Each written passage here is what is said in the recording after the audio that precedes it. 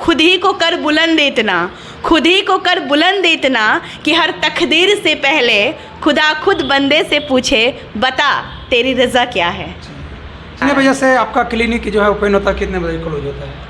मेरी क्लिनिक सुबह 10 बजे खुलती है और 8 बजे तक खुली है क्लिनिक। कोई इमरजेंसी पीरियड का आपके पास में बीच में आ जाता है तो उसको किस तरीके से डील करते हैं? समाज में अभी जो है महिलाओं को जो है डांस करने में, चाहे नृत्य सीखने में गलत तरीके से देखा जाता है, गलत तरीके से बोला जाता है, इसके बारे में आप क्या कहना चाहेंगे? मैं अभी के समाज में आप देखते होंगे कि घर वाले मना करते हैं, अलग तरीके से वो लोग देखते हैं। तो अगर आप भी मूवी में गए थे, मूवी करने के लिए गए थे, क्या आपके जो हस्बैंड है, चाहे जो आपके फैमिली है, वो भी मना किए थे क्या? नहीं। कितना स्ट्रगल के बारे में थोड़ा सा बताइए। आप जो एक हिंदी फिल्म में बहुत अच्छा रोल किए हैं, जो काफ़ी हर जगह चर्चा में आप बन गए हैं, तो उसमें कैसे आप क्या स्ट्रगल किए, कब से आप इस लाइन में आए हैं, कितने पहले आप कामों को जानते थे, इसके बारे में थोड़ा विस्तार जानकारी दीजिए। एक्चुअली मैं बचपन से नृत्य सीखा करती थी। मैं शास्त्रीय नृत्य कथक है, कथक में मैंने नृत्य विशारद किया है, कथक नृत्य विशारद किया है। मेरा बोर्ड था अखिल भारतीय गंधर्व नृत्य परीक्षा मंडल मुंबई बोर्ड। जमशेदपुर से मैंने रविंद्र सदन से नृत्य सीखी है विशारद तक। तो उसी समय से मुझे नृत्य में रुचि था और अभिनय में भी रुचि था। तो मैं टीवी में छोटे मोटे कलाकार के मतलब ऐसे मेरे प्रोग्राम्स वगैरह आते रहते थे, डांस के, क्लासिकल डांस के प्रोग्राम बचपन में आते थे। उसके बाद कॉलेज टाइम में भी मैं inter college dance competition Bangalore में मैं जीती, मुझे बहुत सारे प्राइजेस वगैरह मिले और बहुत खुशी होती थी। लेकिन प्रोफेशन में आने के बाद बहुत दिनों से इससे छूट गया नृत्य, मतलब मैं स्टेज परफॉर्मेंसेस नहीं करती थी। तो यहाँ पर जब मैं आई तो मुझे मौका मिला स्टेज परफॉर्मेंस करने का, और हमारे एक सर हैं डॉक्टर एस.एन. झा सर, तो वो बहुमुखी विलक्षण प्रतिभा के धनी हैं, बहुमुखी प्रतिभा है वो, एक बहुत अच्छे राइटर भी हैं, एक बहुत अच्छा अभिनय भी वो करते हैं। तो उन्होंने कई एक फिल्में बनाई है, तो उसमें से एक फिल्म थी उनकी भागीरथ द सैंडमैन। तो उसमें सर ने कहा था मुझे रोल करने के लिए देवी सरस्वती नदी का, जो नदियाँ अभी सूख गई है, जलाशय इतना खत्म हो रहा है, सब पानी धीरे धीरे जाते जा रहा है, तो इस कारण से नदी, उसी पर ये प्राकृतिक विपदा पे ये मूवी बनी है कि सरस्वती नदी सूखी हुई है और वो काफ़ी परेशान है और भी नदियाँ सूखती जा रही हैं। तो मुझे उसमें एक छोटा सा रोल था, सर ने करने को कहा था और मुझे रुचि थी तो मैंने किया। अच्छा, एक थोड़ा सा ये जानकारी देंगे, एक डॉक्टर लाइन है, आपका लाइन अलग है, एक डॉक्टरी लाइन, एक सिंगिंग लाइन से इतना इंटरेस्टेड कैसे हुए आप? इतना इंटरेस्टेड, ये बात मैंने पहले ही कह दिया कि जो बचपन से नृत्य सीखेगा, मैं नृत्य प्रतिदिन नृत्य करती थी और मैं क्लास 1 से सीख रही हूँ कथक। क्लास 1 से लेकर लगातार मैं +2 तक डांस की हूँ। ये मार्ग आपको कौन दिया, कौन बताया कि नहीं ये सब लाइन में जाना चाहिए, कि बचपन से ही आपका शौक था या आपके फैमिली में कोई इंटरेस्टेड था इसमें? एक्चुअली मैं टीवी देखा करती थी, तो मतलब मेरे भी घर में कुछ ऐसा ही लड़कियों के लिए कल्चर था कि पढ़ना लिखना है, आगे बढ़ना है। तो मैं सिनेमा देखती थी, मुझे बहुत अच्छा लगता था, मुझे भी लगता था कि मुझे एक्टर बनना है। और मेरी फेवरेट एक्ट्रेस माधुरी दीक्षित है, तो उस जिस तरह से वो नृत्य करती थी मुझे पसंद था। और मेरे पापा खुद एक बहुत अच्छे गाना गाते थे, सिंगर थे। तो बचपन से मैं चाहती थी कि मैं नृत्य सीखूं, और तो मैंने सीखा, पापा ने भी मुझे सपोर्ट किया, यहाँ ठीक है तुम सीखो, तो सीखती गई। और जहाँ जहाँ मैंने प्रोग्राम्स दिया है, जैसे कि ये दशहरा की ईव पे मैंने कटक में एक प्रोग्राम दिया था उड़ीसा में, और भी बहुत जगह मैंने प्रोग्राम्स दिया, जमशेदपुर में स्टेज परफॉर्मेंसेस, तो बहुत ही मतलब अच्छा, मैं हमेशा फर्स्ट किया करती थी। तो मेरा मनोबल बढ़ते गया। कहते हैं ना कि जिस चीज़ में रुचि होता है इंसान उसमें बहुत आगे बढ़ता है। तो सभी लोग बड़े तारीफ़ करते थे, तो कलाकार तो तारीफ़ का भूखा होता है, तो मुझे बहुत अच्छा लगता था। अच्छा, टाइम कैसे निकालते थे? एक डॉक्टरी का पढ़ाई बोला जाता है समाज में कि बहुत काफ़ी हार्ड होता है, और एक सिंगिंग भी बहुत हार्ड होता है, एक डांसिंग का काम भी बहुत हार्ड होता है, तो दोनों तरफ आप कैसे टेकअप करते थे? नृत्य में कहते हैं ना कि एक जो नृत्य एक कला है, और ये कला जिस समय मैं सीख रही थी तब मैं स्कूल डेज में थी, स्कूलिंग चल रही थी मेरी। तो हमारे स्कूल में कुछ ना कुछ, मेरी स्कूलिंग जमशेदपुर से हुई है, सेंट मैरीज से। तो कुछ ना कुछ सभी बच्चों को शिक्षा दिया जाता था कि कुछ ना कुछ मतलब कुछ एक्स्ट्रा को करिकुलर्स में। तो मुझे कल्चरल्स में नृत्य मैंने सीखा उस समय, तो उस समय तो ये मेरे एक पार्ट का रूटीन था। इसमें मैंने एग्जाम्स भी दिया है, एग्जाम्स क्लियर किया है। इनफैक्ट मैं सेंटर में टॉप भी की थी, मुझे सबसे ज़्यादा मार्क्स आया है नृत्य विशारद में, जो मेरी नृत्य से डिग्री है। मैं जमशेदपुर में मतलब फर्स्ट आई थी मैं पूरे ऑल मतलब जमशेदपुर में, बहुत अच्छी परसेंटेज है मेरी, तो सर्टिफिकेट्स भी मुझे मिले थे और प्राइजेस भी।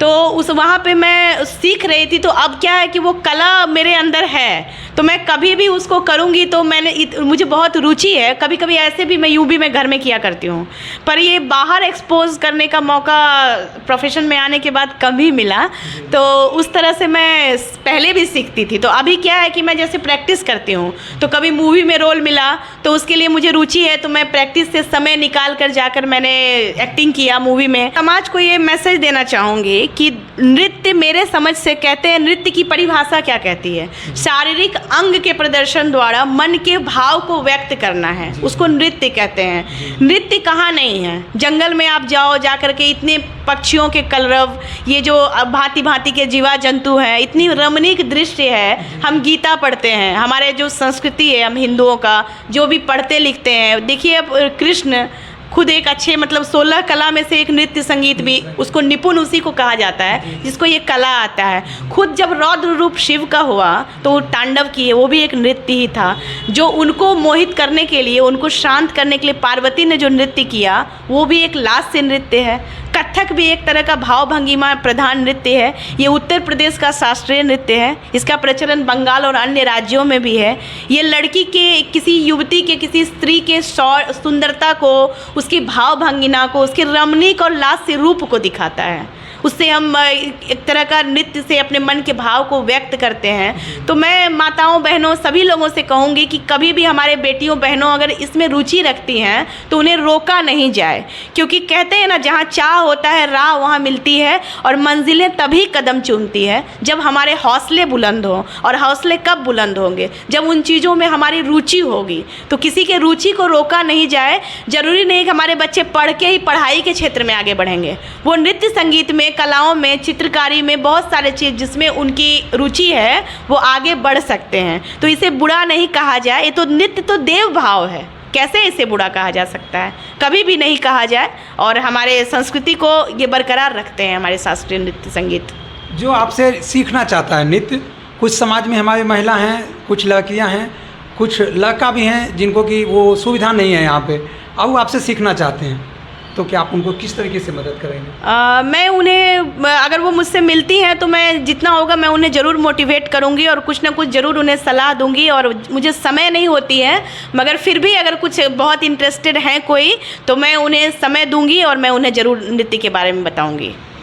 आगे जो भी हमारे सच्चाई आज तक में चैनल से जुड़े हुए लोग हैं वो आपका वीडियो को देखेंगे, उनके लिए आप क्या कहना चाहेंगे? क्योंकि आज पहली बार जो है हमको कोई एक डॉक्टर से जो है इंटरव्यू कर रहे हैं, ये मेरा लाइव का पहला इंटरव्यू है आपके साथ, तो क्या कहना चाहेंगे? मैं सभी लोगों से यही कहूँगी कि ज़िंदगी के हर एक क्षेत्र में कभी हिम्मत नहीं हारना चाहिए। इंसान को हौसले बुलंद रखना चाहिए और आगे बढ़ता रहना चाहिए किसी भी क्षेत्र में। और मैं कहूँगी कि हमारे संस्कृति और सभ्यता जो हमारे भारत का है, इसको बरकरार रखें। जब बात शास्त्रीय नृत्य संगीत की छिड़ी हुई है, तो ये कहते हुए मैं ज़रूर ये कोशिश करूँगी कहने की कि हमारे भारत की सभ्यताओं में से ये कल्चर ऑफ इंडिया में ये भी शास्त्रीय नृत्य और संगीत भी आता है। और मैं देख रही हूँ कि ये युवा पीढ़ी को जो है उनमें ये हमारा जो भारत का जो कल्चर है, जो शास्त्रीय नृत्य संगीत है, ये लुप्त होते जा रहा है। आज की गाना, कविता, नृत्य सब मतलब मॉडर्नाइजेशन वेस्टर्न की तरफ जाते जा रहा है। झुकाव देखते हैं, पॉपअप में ज़्यादा लोग इंटरेस्टेड रखते हैं, पॉपअप सॉन्ग्स में, वेस्टर्न में। तो हम कहते हैं कि हमें किसी को, भारत हमेशा से गुरु रहा है, विश्व गुरु रहा है। हमने लोगों को शिक्षा दी है, ना कि हम लोगों का कॉपी कर रहे हैं। हमें किसी की अनुकरण की ज़रूरत नहीं है, उसकी आवश्यकता नहीं है। तो मैं कहूँगी उनसे कि हमारे भारत की सभ्यता संस्कृति को बरकरार रखें, शास्त्रीय नृत्य संगीत को रखें, और साथ साथ में जो हमारा ये भारत है, ये जो आर्यावर्त है, ये देवभूमि है, इसकी गरिमा को बढ़ाएं और हमारे जगह जगह पे इस चीज़ को फैलाएं। हमारे शास्त्रीय नृत्य संगीत कल्चर और जो हमारे अंदर की जो भी संस्कृति है उसको दूर दूर तक ले जाएं और हम लोगों को बताएं कि क्या होती है संगीत, क्या होता है नृत्य, क्या होती है विद्या और भाषा शैली, न कि हम दूसरों का अपना करके उसका अभिनय करें। ये मैं कहूँगी युवाओं से। अच्छा, पेशेंट के बारे में थोड़ा सा जानकारी दे दीजिएगा कि आप किस तरीके का पेशेंट को आप जो है इलाज करते हैं, ये भी थोड़ा सा जानकारी दे दीजिए। आप कितने दिनों से जो है आप इलाज कर रहे हैं? मेरी क्लिनिक ऐसे तो मैं डेंटिस्ट्री में पिछले 10 साल से मैं क्लिनिक चला रही हूँ। मैं और भी कुछ पढ़ाई भी आगे कर रही हूँ और मेरे साथ मेरे हस्बैंड भी हैं, डॉक्टर सुमन, जो डेंटल में यहाँ पे प्रैक्टिस करते हैं। और मैं ये कहूँगी कि यहाँ पर सभी तरह के ट्रीटमेंट्स होते हैं। मैंने oral and maxillofacial surgery, cosmetic, laser, implant, ये सब में मैंने कोर्सेज़ की है। तो मेरे यहाँ किसी भी तरह के एक्सीडेंटल पेशेंट्स जो आते हैं, जिनका जैसे कि कोई एक्सीडेंट में जबड़े का हड्डी टूट गया हो या मुंह में कोई भी तरह का पान पुड़िया गुटखा खाने से कोई तरह का प्रॉब्लम हो जाए, कार्सिनोमा का भी स्टेज शुरू हो जाता है, जैसे सबम्यूकोस फाइब्रोसिस होता है, उसमें मुंह में कसाव होता है, या बहुत तरह की ऐसी कोई भी तरह का होता है, तो वो ट्रीटमेंट करवाते हैं। उसके बाद में फिर जो लुक ट्रीटमेंट है, किसी का फेस बाहर है, दाढ़ी निकला हुआ है, तो उस तरह से जीनियोप्लास्टी वगैरह और बहुत ही तरह का रिकरेक्टिव सर्जरी, ऑर्थो वगैरह के केसेस आते हैं, तो वो सारा हमारे यहाँ ट्रीटमेंट होता है डेंटल के साथ साथ। जी जी, किस नाम और जहाँ पे आपका क्लिनिक है वो क्लिनिक का स्थान का थोड़ा सा बता दीजिए। मेरा नाम है डॉक्टर रिंकी कुमारी। मेरी क्लिनिक कचहरी रोड में है, LIC ऑफिस से ऑपोजिट, और यहीं पर है। सुबह 10 बजे से लेकर 8 बजे तक की मेरी क्लिनिक की टाइमिंग है। मैं सभी से कहूँगी कोई भी तरह के ऐसा हो। और एक चीज़ है, ऐसा नहीं है कि पैसे से ही मतलब चलता है, मैं सोशल के लिए भी काम करती हूँ, मुझे समाज से बड़ा जुड़ाव है। मैं मानती हूँ कि वसुधैव कुटुम्बकम की भावना इंसान को रखना चाहिए, क्योंकि उदार चरित्र वालों के लिए तो संपूर्ण वसुधा ही परिवार है। तो अगर कोई गरीब है, जिन्हें पैसों की कमी है या इस तरह का कोई दिक्कत है, तो मैं उन्हें ट्रीटमेंट फ्री ऑफ कॉस्ट भी करती हूँ। मेरे यहाँ ऐसा भी होता है, क्योंकि मैं चाहती हूँ कि मुझसे जितना बन पाए मैं समाज के लिए कार्य करूँ और अग्रसर रहूँ।